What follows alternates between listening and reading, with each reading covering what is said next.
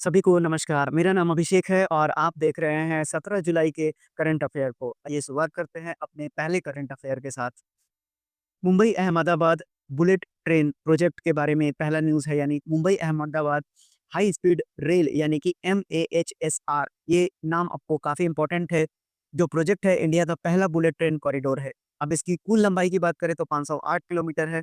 वहीं इसमें जो टेक्नोलॉजी यूज़ की जा रही है वो जापानी टेक्नोलॉजी यूज़ कर की जा रही है और जो ट्रेन का नाम है वो है शिनकानसेन। याद रखिएगा, शिनकानसेन इस ट्रेन का नाम है। अगर 21 किलोमीटर अंडर सी टनल का पहला हिस्सा जो घनसोली और सिल्प फाटा के बीच में ओपन हुआ है। वहीं टनल का जो मेजर पार्ट है BKC जो मुंबई है वहां से थाने के बीच में बन रहा है। अब 310 किलोमीटर जो रेज्ड ट्रैक है उसका काम भी कंप्लीट हो चुका है।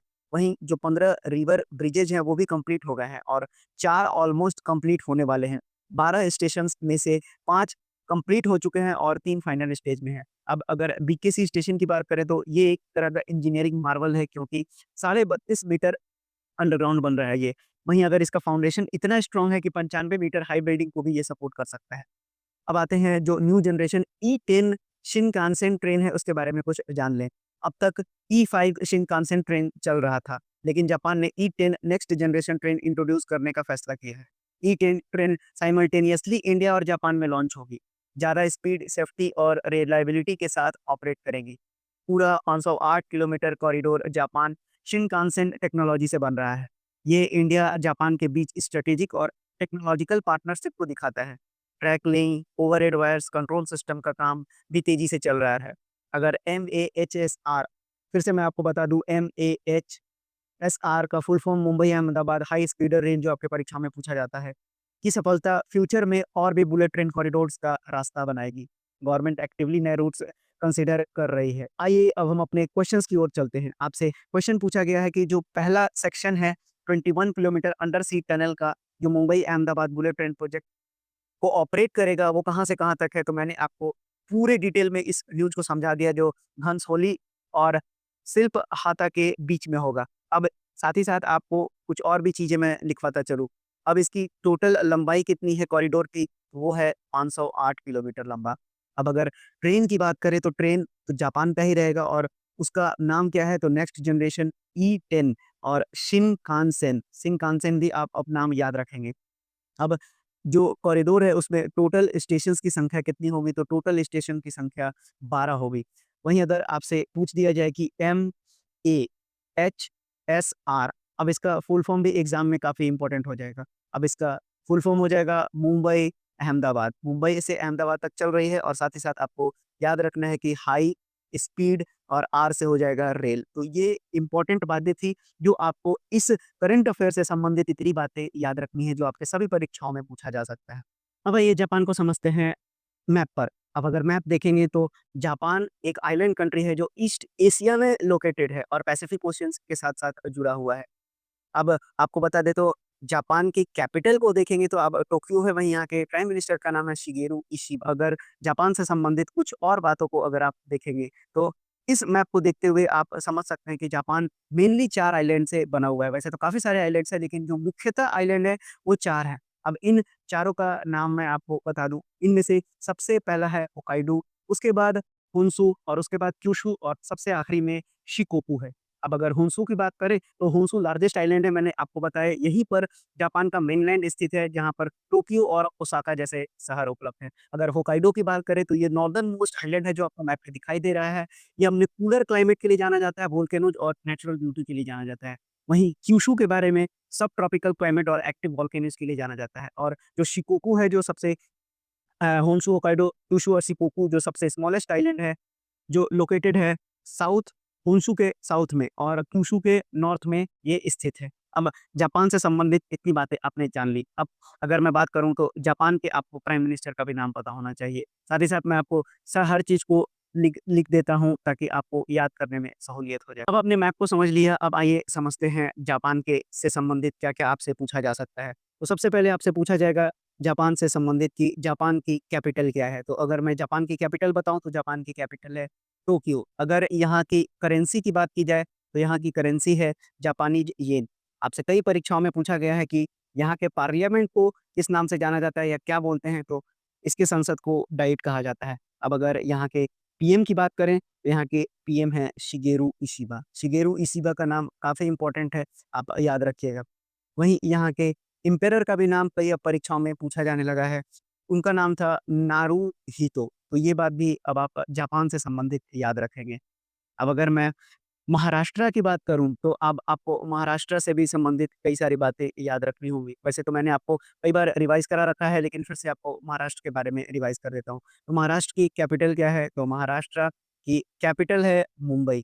मुंबई कैपिटल सिटी है महाराष्ट्र की। वहीं अगर यहाँ के चीफ मिनिस्टर की बात करें, तो सीएम का नाम आपको ज़रूर याद रखना है, उनका नाम है देवेंद्र फडणवीस। वहीं यहाँ के गवर्नर का भी नाम आपको बिल्कुल याद होना चाहिए। यहाँ के गवर्नर हैं सीपी राधाकृष्णन। सीपी राधाकृष्णन साहब यहाँ के गवर्नर हैं, तो ये बात आप याद रखेंगे। तो ये थी संबंधित बातें आपको मुंबई से संबंधित। अब आपको गुजरात से भी संबंधित बातें पूरी पता होनी चाहिए, जो मैंने हाल ही में रिवाइज़ कराया था, फिर से रिवाइज़ करा देता हूँ आपको। तो गुजरात का कैपिटल क्या है? तो गुजरात की जो कैपिटल सिटी है उसको बोला जाता है गांधीनगर। गांधीनगर का नाम भी इम्पोर्टेंट है। कई बार अहमदाबाद आप टिक करके आ जाते हैं और आपका सवाल गलत हो जाता है। तो कैपिटल है गांधीनगर। वहाँ के सीएम की बात करें, तो भूपेंद्र भाई साहब हैं। यानी कि सीएम कौन है? उस सु सीएम है भूपेंद्र पटेल। भूपेंद्र पटेल का नाम आपको याद रखना है। साथ ही साथ यहाँ के गवर्नर भी काफ़ी इम्पोर्टेंट है। गवर्नर का नाम है आचार्य देवव्रत। तो गवर्नर का नाम भी अब आप याद रखेंगे, उनका नाम है आचार्य देवव्रत। तो इतनी सारी बातें थी इस करंट अफेयर से संबंधित, जो आपको पूरी तरह से समझ में आ गई होंगी। आपने अपने कॉपी में भी नोट कर लिया होगा। आने वाले प्रतियोगिकी परीक्षाओं में निश्चित रूप से जापान की टेक्नोलॉजी पर आपसे सवाल पूछा जाएगा। चलिए बढ़ते हैं अगले करंट अफेयर की ओर। अगला करंट अफेयर एनसीडेक्स और आईएमडी के बीच में पैक्ट हुआ है। अब एनसीडेक्स यानी national commodity and derivative exchange, और आईएमडी मतलब हो गया इंडियन मेट्रोलॉजिकल डिपार्टमेंट। अब 26 जून 2025 को एनसीडेक्स और आईएमडी के बीच में एक एमओयू हुआ है, यानी कि मेमोरेंडम ऑफ अंडरस्टैंडिंग साइन हुआ है। इसका मकसद है इंडिया का पहला वेदर डेरिवेटिव प्रोडक्ट लॉन्च करना, जो पहले कभी नहीं हुआ। तो इसलिए ये आपके एग्जाम के लिए इंपॉर्टेंट हो गया। अब वेदर डेरिवेटिव होता क्या है, आइए समझ लेते हैं। एक फाइनेंशियल कॉन्ट्रैक्ट होता है जो वेदर पैरामीटर जैसे कि रेनफॉल टेम्परेचर पर बेस्ड होता है। अगर रेनफॉल एक्सपेक्टेड से कम या ज़्यादा होता है, तो कॉन्ट्रैक्ट होल्डर को डायरेक्ट पेमेंट मिलता है। इंश्योरेंस के जैसे नहीं कि ये साइंटिफिक डेटा के बेसिस पर सेटल होता है, बिना किसी सर्वे या डैमेज रिपोर्ट के। अब पहला वेदर डेरिवेटिव रेनफॉल बेस्ड होगा। याद रखिएगा कि जो पहला वेदर डेरिवेटिव रेनफॉल होगा, वो बेस्ड होगा, वो रेनफॉल पे होगा। तो यही आपके एग्जाम में क्वेश्चन भी बनेगा। आईएमडी अपना हिस्टोरिकल और रियल टाइम रेनफॉल डेटा देगा, जिसके बेसिस पर कॉन्ट्रैक्ट सेटल होंगे। अब फार्मर एफपीओ यानी कि farmer producer organisation, agri businesses, logistic, tourism और बैंक्स को इससे फ़ायदा होगा। वो मॉनसून के अनप्रेडिक्टेबल नेचर से अपने पैसे का रिस्क हेज कर सकते हैं। अब ये काम कैसे करेगा? तो जैसे अगर आपने एक कॉन्ट्रैक्ट खरीदा है कि जुलाई में मिनिमम 150 एमएम बारिश होगी, और अगर बारिश उससे कम होती है, तो आपको फाइनेंशियल कॉम्पनसेशन मिलते हैं। अब इसमें क्लेम प्रोसेस नहीं होता, सब कुछ डेटा पर बेस्ड होता है। अब ये आपके important GS paper pre agriculture और इकोनॉमी से संबंधित है। तो अब मैंने आपको इतनी सारी बातें इससे संबंधित बताई, तो यानी कि एनसी डेस्क और एमओयू किसके बीच में हुआ है? तो ये आईएमडी के साथ हुआ है। तो अब यहाँ पर आपको जानना होगा कि किस पैरामीटर पर ये बेस्ड है। तो सबसे पहला अभी तो फिलहाल किसके लिए है? तो रेनफॉल के लिए है। तो ये बात अब आपको याद रखनी होगी। उसी तरह से अब आपको यहाँ और क्या याद रखना है? तो एनसी डेस्क का आपको फुल फॉर्म भी अब एग्जाम में पूछा जा सकता है। इसका फुल फॉर्म क्या होता है? तो ये होता है आपका नेशनल कमोडिटी। नेशनल कमोडिटी के साथ-साथ इसमें एंड आप लगाइएगा, और साथ ही साथ ये डेरिवेटिव एक्सचेंज है, और मैंने आपको समझा भी दिया कि इसका मतलब क्या होता है। साथ ही साथ अब हम जानेंगे आईएमडी के बारे में। तो आईएमडी यानी कि इंडियन मेट्रोलॉजिकल डिपार्टमेंट, इसका भी फुल फॉर्म आप नोट ही कर लीजिए। इंडिया एन नहीं होगा, इंडिया मैं मिटा भी देता हूँ इसको। तो आपको याद रखना है कि ये है इंडिया मेट्रोलॉजिकल डिपार्टमेंट। अब आपको याद रखना है कि आईएमडी का हेडक्वार्टर कहाँ है? तो आईएमडी का हेडक्वार्टर है नई दिल्ली में। अब इसके साथ-साथ आपको ये भी याद रखना है कि इसके मिनिस्टर कौन से रिस्पॉन्सिबल हैं? तो मिनिस्टर डॉक्टर जितेंद्र सिंह। अब डॉक्टर जितेंद्र सिंह किसके मंत्रालय को सँभाल रहे हैं, किस मंत्रालय को सँभाल रहे हैं, ये भी आपको मालूम होना चाहिए। तो इनका मंत्रालय है मिनिस्ट्री ऑफ अर्थ साइंस। तो ये किसके मिनिस्टर हैं? तो ये अर्थ साइंस के मिनिस्टर हैं। याद रखिएगा किसके मिनिस्टर हैं? अर्थ साइंस के मिनिस्टर हैं। अब इससे संबंधित और भी कुछ हम बातें जानेंगे। तो देखिए, अब इसके हेड कौन है? यानी कि आईएमडी के हेड कौन है? तो आईएमडी के हेड बहुत ही ज़्यादा इम्पोर्टेंट है, हमेशा सुर्खियों में रहते हैं। उनका नाम है मृत्युंजय मैंने कई बार आपको याद करा रखा है मृत्युंजय महापात्रा, इनका नाम आप याद रखेंगे अब। अब साथ ही साथ आपने ऑप्शंस में देखा होगा सेबी के बारे में, तो आइए सेबी के बारे में भी जान लेते हैं। अब सेबी का फुल फॉर्म आपको सबसे पहले पता होना चाहिए, security and exchange board of India. तो ये हो गया सेबी का full form, security and exchange board of India. अब सेबी की स्थापना कब हुई थी? तो याद रखना है कि सेबी की स्थापना हुई थी, यानी फॉर्मेशन तो हुआ था 12 अप्रैल 1988 को। लेकिन जो एक्ट आया था, जो इसका एक्ट था, वो एक्ट कब बना था? तो एक्ट बना था 1992 में। याद रखेंगे, काफ़ी इम्पोर्टेंट है। और इसके हेड का नाम क्या है? तो इनके हेड का नाम है तुहिन तुहिन कांता पांडे। अब तो आपको याद हो गया होगा, मैंने कई बार बता रखा है, तुहिन कांता पांडे इसके हेड है। तो ये थी बातें सेबी से संबंधित। अब आइए जान लेते हैं नाबार्ड के बारे में। नाबार्ड भी काफ़ी इम्पोर्टेंट है, जो आपके सभी प्रौद्योगिकी परीक्षाओं में पूछा जाता है। अब इसका फुल फॉर्म भी आपको याद होना चाहिए, कई बार तो एग्ज़ाम्स में फुल फॉर्म आ जाता है। तो इसका फुल फॉर्म है national bank for agriculture, agricultural and rural development, ये भी आप याद रखेंगे। अब अगर हम नाबार्ड की स्थापना की बात करें, तो इसकी स्थापना यानी कि फॉर्मेशन इसका कब हुआ था? तो ये हुआ था 12 जुलाई 1982 को। तो आपको 1982 याद रखना है, जुलाई याद रखने की ज़रूरत नहीं है। वहीं अगर इसके हेडक्वार्टर की बात करें, तो इसका हेडक्वार्टर आपका मुंबई है। साथ ही साथ आपको इससे संबंधित और भी कुछ बातें याद रखनी हैं। अब इसका एक्ट कब आया था? तो इसका एक्ट 1981 का है। याद रखेंगे, 81 का एक्ट है और फॉर्मेशन हुआ था आपको 1982 में। अब इसके चेयरमैन यानी कि इनके हेड का भी नाम आपको पता होना चाहिए, तो उनका नाम है साजी केवी। याद रखिएगा, साजी केवी इंपॉर्टेंट पर्सन है। फिलहाल के एग्जाम में बहुत बार सवाल पूछा गया है। अब इसका भी हेडक्वार्टर कहाँ है? तो इसका हेडक्वार्टर आप याद रखेंगे कि नाबार्ड का हेडक्वार्टर मुंबई में है, ना कि दिल्ली में है। दिल्ली मत कर दीजिएगा। उसी तरह से सेबी का भी हेडक्वार्टर आपको याद रखना है, मुंबई है, ना कि दिल्ली है। बार-बार दिल्ली आपके ज़ुबान पे आता है, कई पीछे संगठन मैंने कराया है जो दिल्ली से संबंधित था। तो इतनी सारी जानकारियाँ थी इस करंट अफ़ेयर से संबंधित। आइए बढ़ते हैं अपने अगले करंट अफ़ेयर की ओर। अगला करंट अफ़ेयर है, आपसे पूछा जा रहा है कि आर्मी ने कंडक्ट किया है, यानी which of the following exercise has been conducted by the Indian army in Meerut. तो उस एक्सरसाइज का नाम है प्रचंड शक्ति। प्रचंड शक्ति आप याद रखेंगे। अब साथ ही साथ अब आपको इंडियन आर्मी के चीफ का भी नाम पता होना चाहिए। कई बार मैंने याद कराया, फिर से याद करा देता हूँ।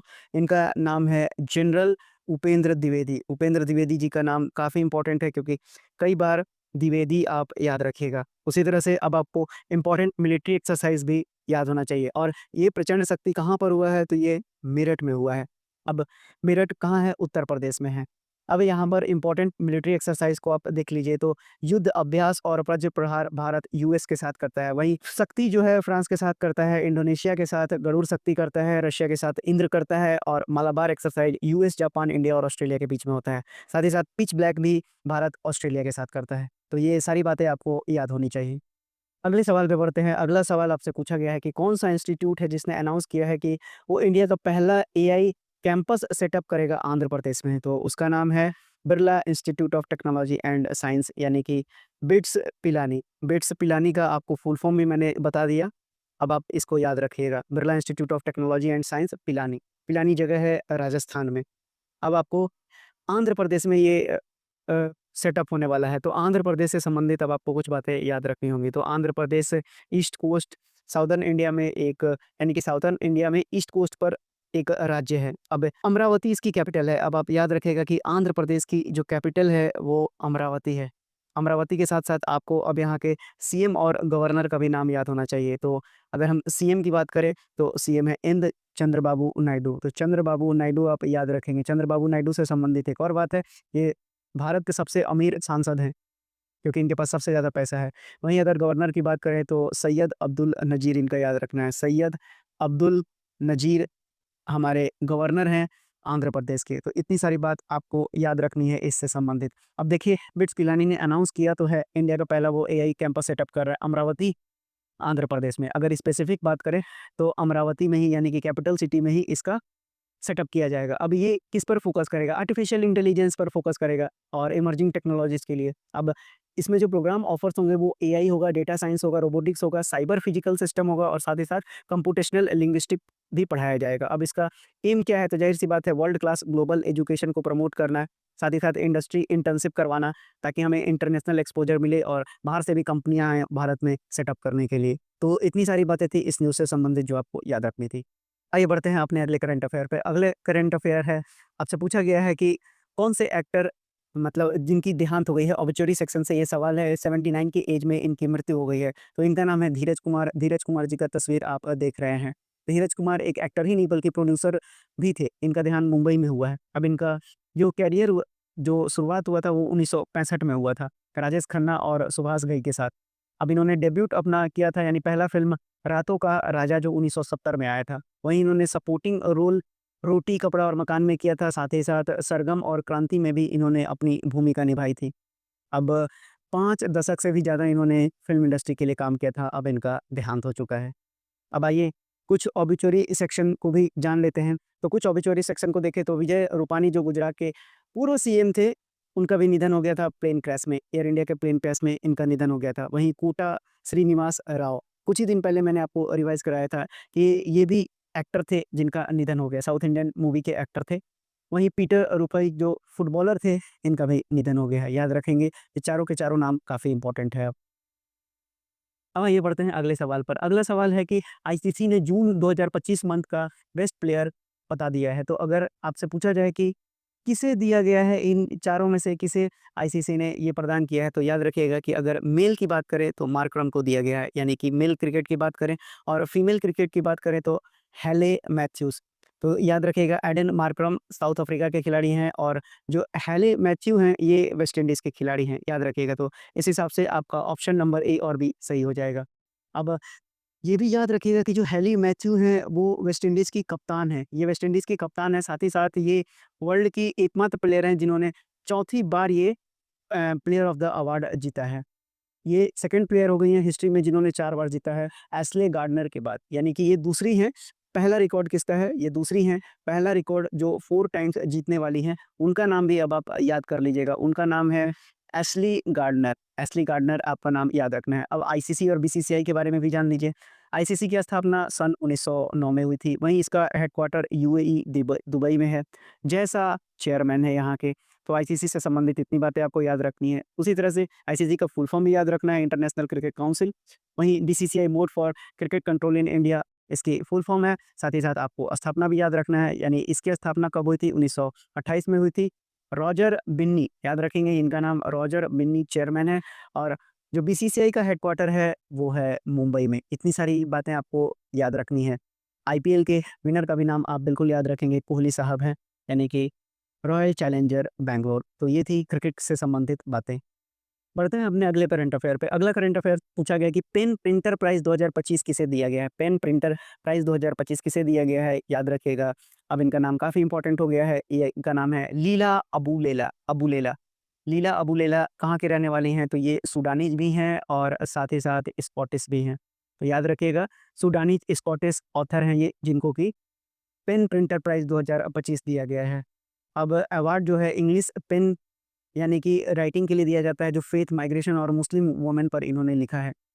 और ये बता दें आपको कि ये एक ऑनररी प्रोफ़ेसर हैं यूनिवर्सिटी ऑफ अबरदीन में, तो ये नाम याद रखिएगा। अब कुछ काफ़ी इम्पोर्टेंट नाम जो मैं आपको याद कराने जा रहा हूँ, जो 2025 में मिला है, वो बानू मुश्ताक का नाम आप याद रखेंगे। इन्हें इंटरनेशनल बुकर प्राइज़ 2025 दिया गया है, किसके लिए? हार्ट लैंग के लिए दिया गया है। वहीं विनोद कुमार जो छत्तीसगढ़ के रहने वाले हैं, इनको ज्ञानपीठ अवार्ड दिया गया है हिंदी लैंग्वेज के लिए। और पार्वती तिर्की जो झारखंड की रहने वाली हैं, उन्हें साहित्य अकेडमी युवा पुरस्कार दिया गया है फिर उगना के लिए। तो ये 3 नाम बहुत ही ज़्यादा इम्पोर्टेंट है, जो आपके सभी प्रतियोगी परीक्षाओं में पूछा जा सकता है। बढ़ते हैं अपने अगले करंट अफेयर पर। अगला करंट अफेयर ने में है कि which country has successfully launched it's most advanced communication satellite? तो उसका नाम है इज़राइल। इज़राइल ने लॉन्च किया है इस सैटेलाइट को। अब इज़राइल काफ़ी न्यूज़ में था, कुछ दिन पहले भी मैंने आपको रिवाइज़ कराया था, अब फिर से आपको मैं रिवाइज़ करा देता हूँ। लेकिन उससे पहले आपको कुछ बातें जाननी होगी कि इस सैटेलाइट का नाम क्या है? तो सैटेलाइट का नाम है ड्रॉर-1। ड्रॉर-1 सबसे एडवांस कम्युनिकेशन सैटेलाइट है इज़राइल का। ये बात याद रखिएगा। अब इसको लॉन्च करने वाली कंपनी तो ज़्यादा इम्पोर्टेंट नहीं है, फिर भी आपसे जानकारी के लिए आप इसे याद कर सकते हैं। ये स्पेसएक्स के फ़ाल्कन 9 से लॉन्च किया गया है और ड्रॉड 1 जो है इज़राइल एरोस्पेस इंडस्ट्री के द्वारा डिज़ाइन किया गया है। अब ये 15 साल की सेवा देगा और जो स्पेस प्रोग्राम है वो मतलब कहने का मतलब ये है कि जो इज़राइल एरोस्पेस इंडस्ट्री है, वो इज़राइल के स्पेस प्रोग्राम को लॉन्च किया था पहली बार ओफेक 1 जो 1988 में लॉन्च किया गया था। तो ये इम्पोर्टेंट नहीं है, फिर भी इज़राइल से संबंधित कुछ बातें अब आप याद रखेंगे। अब इज़राइल कहाँ है? तो इज़राइल वेस्ट एशिया में स्थित है, जिसके नॉर्थ में लेबनान है, सीरिया नॉर्थ ईस्ट में है और जॉर्डन ईस्ट में है, इजिप्ट साउथ वेस्ट में है, ये मैंने आपको याद करा रखा है। साथ ही साथ मेडिटेरेनियन सी इज़राइल के वेस्ट में है। अब इज़राइल की कैपिटल सिटी का नाम भी आपको याद रखना है, तो इज़राइल की कैपिटल सिटी है जो एक विवादित है अपने आप में, जेरूसलम।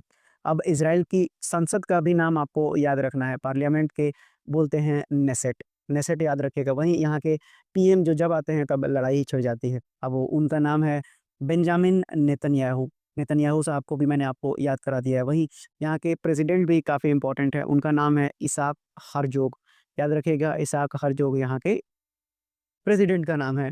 तो इतनी बात याद रखिएगा, ऑफ़िशियल लैंग्वेज हिब्रू है। और अगर इज़राइल की करेंसी की बात करें तो आपको इज़राइल की करेंसी भी मालूम होनी चाहिए, क्योंकि हमेशा ये न्यूज़ में रहता है और ये एग्ज़ाम में आपसे पूछा जा सकता है। तो करेंसी मैं लिख देता हूँ, शेकेल। शेकेल याद रखेंगे इज़राइल की करेंसी है। तो इतनी सारी बातें थी जो आपको एग्ज़ाम में पूछा जा सकता है।